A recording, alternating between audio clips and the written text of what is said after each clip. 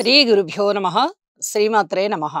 మా భక్తి టీవీని ప్రోత్సహిస్తున్నటువంటి మా ప్రేక్షకులందరికీ ధన్యవాదాలు తెలియజేస్తూ 15 సెప్టెంబర్ నుంచి 21 సెప్టెంబర్ వరకు గల కాలానికి రాశి ఫలితాలు ఎలా ఉన్నాయో తెలియచెప్పుకుందాము.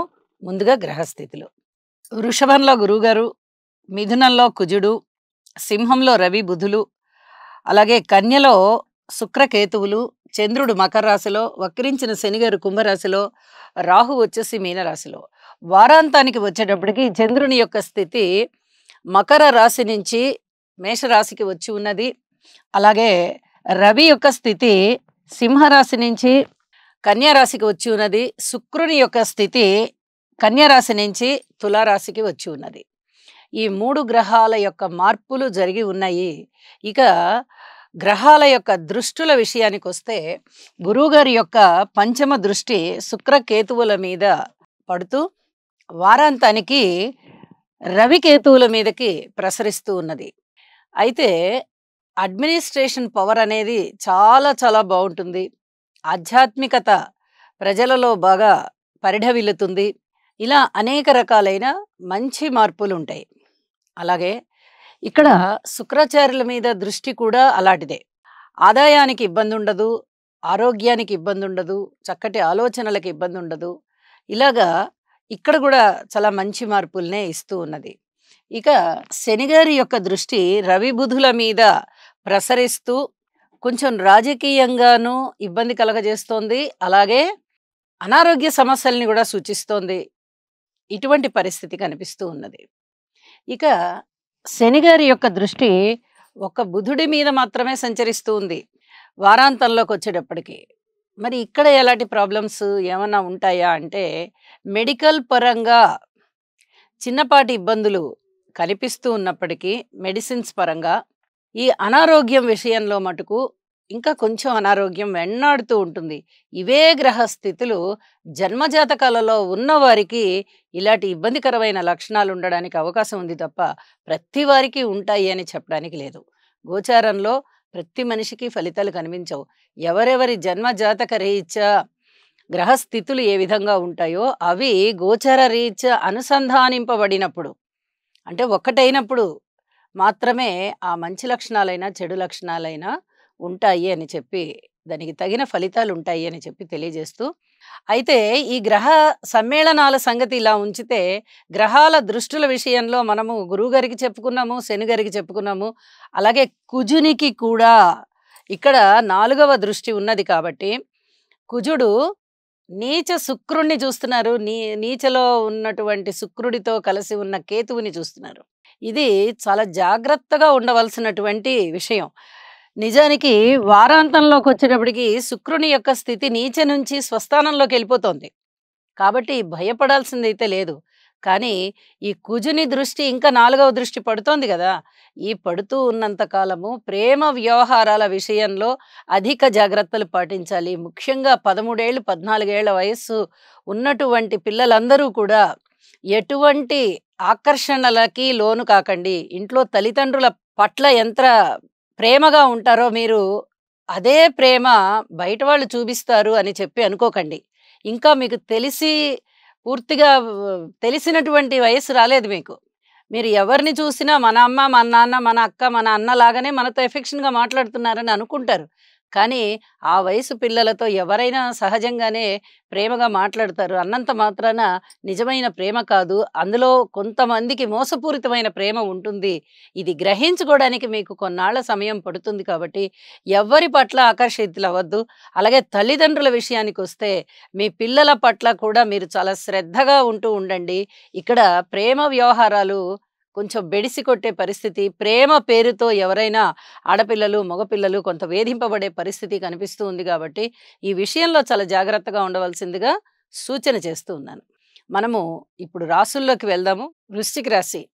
వృశ్చిక రాశి వారికి 15 సెప్టెంబర్ నుంచి 21 సెప్టెంబర్ వరకు గల కాలానికి రాశి ఫలితాలు ఎలా ఉన్నాయి అని ఒక్కసారి పరిశీలన చేయగా 5 గ్రహాల యొక్క ఉనికి చాలా చాలా బాగుంది. ముఖ్యంగా తృతీయ స్థానంలో ఉన్నటువంటి చంద్రుడు, అలాగే సప్తమ స్థానంలో కుజుడు, దశమ స్థానంలో రవిగారు, ఏకాదశంలో శుక్రకేతువులు. ఈ 5 గ్రహాల యొక్క స్థితులు కూడా చాలా మంచి ఫలితాలనిస్తూ ఉన్నాయి. అన్నదమ్ముల యొక్క సహాయ సహకారం చక్కగా లభించడమే కాదు, బంధుమిత్రుల ఆదరణ, ఉద్యోగంలో అనేక విధాలుగా సంతృప్తి. అది పదోన్నతి కావచ్చు, చక్కటి ఇంక్రిమెంట్లు రావడం కావచ్చు, తోటి ఉద్యోగస్తుల సహాయ సహకారాలు కావచ్చు, పై అధికారుల ప్రశంసలు కావచ్చు, ఇవన్నీ కూడా మిమ్మల్ని చాలా ఆత్మసంతృప్తితో ఉండేటట్టు చేస్తున్నాయి. దైవ కార్యాలు చేస్తారు. దైవ బలం మీకు బాగా అందుతోంది. చక్కటి ఆశీస్సులు లభిస్తున్నాయి మీకు. వివాహాది శుభకార్యాలు జరుగుతాయి. ఇంట శుభకార్యాల పరంపర ప్రారంభమవుతుంది. ఏదో వివాహం ఒకటి అయిపోయి ఉండడం కాదు. ఇక ఒక్కొక్కటి శుభకార్యాలుగా మీరు చాలా ఆనందిస్తారు. చక్కటి లాభాలు కనిపిస్తున్నాయి. ప్రేమ వ్యవహారాలలో మటుకు చాలా జాగ్రత్తగా ఉండండి. ఇది మటుకు చెప్పదగ్గ సూచన. రాస్యాధిపతి అయినటువంటి కుజుడు అష్టమ స్థానంలో ఉండి తన చతుర్థ దృష్టి చేత శుక్రాచార్యుల వారిని చూస్తున్నారు. మనస్సులో అనుకునే కోరికలు ఏవైతే ఉన్నాయో అవి చాలా ఎక్కువ అవుతాయి. అవి సక్రమమైన కోరికలా లేదా కాస్త సంఘ వ్యతిరేకమైన కోరికలా అనేది మీరు మీ విజ్ఞతకే ఆలోచించుకోవాలి. అయితే అన్ని రకాల ఆలోచనలు మనిషికి వస్తూ ఉంటాయి. అది చాలా సహజమే మనిషికి ఆలోచన రావడం అనేది. అక్కడే మనం ఫిల్టర్ చేసుకోవాలి. అవి మంచి ఆలోచనలైతే వాటిని అమలు చేయాలి. అవి చెడ్డ ఆలోచనలైతే ఇలాంటి ఆలోచనలు నాకు రాకూడదు అని చెప్పి వాటిని అక్కడికక్కడే నిరోధించాలి. ఇక్కడ మీకు అన్ని రకాల ఆలోచనలు వస్తున్నాయి. ఇక మీ చేతుల్లో ఉంది. శుక్రాచార్యుల వారి మీద దృష్టి పడుతూ ఉన్న కారణం, శుక్రాచార్యుల వారు నీచలో ఉన్న కారణం, వీటి వల్ల మీ ఆలోచనల యొక్క పదును కాస్త తగ్గుతుంది. కాబట్టి మీరు వాటిని నిరోధించుకోవడమే చాలా చాలా మంచిది అని చెప్పి తెలియచేస్తూ ఉన్నాను. దైవ కార్యాలు చేయడంలో చాలా ఆసక్తి చూపిస్తారు. ఒక పెద్ద మనిషిగా వ్యవహరిస్తూ ఉంటారు. ఏదైనా అన్యాయం జరిగినప్పుడు చక్కగా గొంతెత్తి మీ యొక్క జడ్జిమెంట్ చెప్తారు. అందరూ వింటారు, మిమ్మల్ని మెచ్చుకుంటారు, ప్రశంసిస్తారు. ఇలాంటివన్నీ కూడా ఇప్పుడు మీకు జరగడానికి అవకాశం ఉంది. అలాగే ఊహించని విధంగా లాభాలు వస్తాయి. సంతాన రీత్యా మటుకు పూర్తి ఓర్పుతో కలిగి ఉండండి. మాతృవర్గ రీత్యా కూడా పూర్తి ఓర్పుతో కలిగి ఉండండి. మాతృవర్గానికి వీలైనంత వరకు సేవ చేయడానికి ప్రయత్నం చేయండి. అర్ధాష్టమ శనిగారి యొక్క సంచారము ఉంటూ ప్రస్తుత గోచార శనిగారి యొక్క దృష్టి కూడా రాశి మీద పడుతూ ఉంది. అంటే గురువుగారి యొక్క దృష్టి పడడమే కాదు, ఈ శనిగారి యొక్క దృష్టి కూడా పడుతుంది. రాజకీయంగానూ మీరు కాస్త ఓర్పు కలిగి ఉండాలి.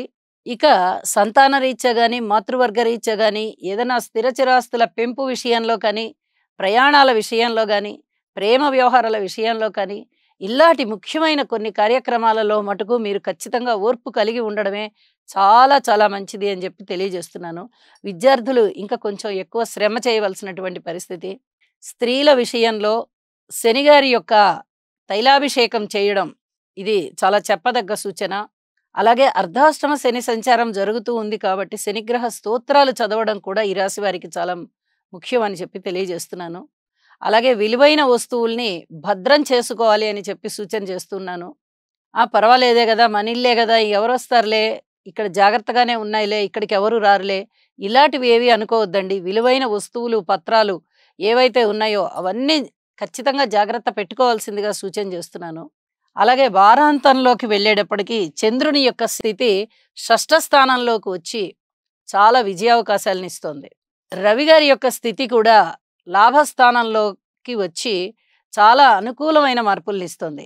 దశమంలో రవి గారు ఎంత గొప్పగా ఉద్యోగంలో ఉన్నత స్థానాన్ని ఇస్తున్నారో, ఇక్కడ లాభస్థానంలో కేతువుతో కలిసి కూడా రవి గారు అంత బాగాను యోగిస్తూ ఉన్నారు. అనేక విధాల లాభాలను ఇస్తూ ఉన్నారు అని చెప్పి తెలియజేస్తూ ఉన్నాను. అయితే తండ్రి గారి యొక్క ఆరోగ్యం పట్ల మటుకు కొద్దిగా శ్రద్ధ తీసుకోవాల్సిందిగా సూచన చేస్తున్నాను. వ్యయస్థానంలోకి వచ్చినటువంటి శుక్రాచార్యుల వారి స్థితి విలువైనటువంటి వస్తువుల్ని మీరు పొందేటట్టుగా చేస్తుంది. కాబట్టి ఇక్కడ అన్ని విధాలుగాను వార ప్రారంభంలో కానీ, వారాంతంలో కానీ చాలా చాలా బాగుంది. అయితే దుర్గ పూజ చేయండి, మరింత మనశ్శాంతి పొందండి. నవగ్రహ స్తోత్ర పారాయణాలు చేయండి, మరింత మనశ్శాంతి పొందండి అని చెప్పి తెలియజేస్తూ నమస్కారం.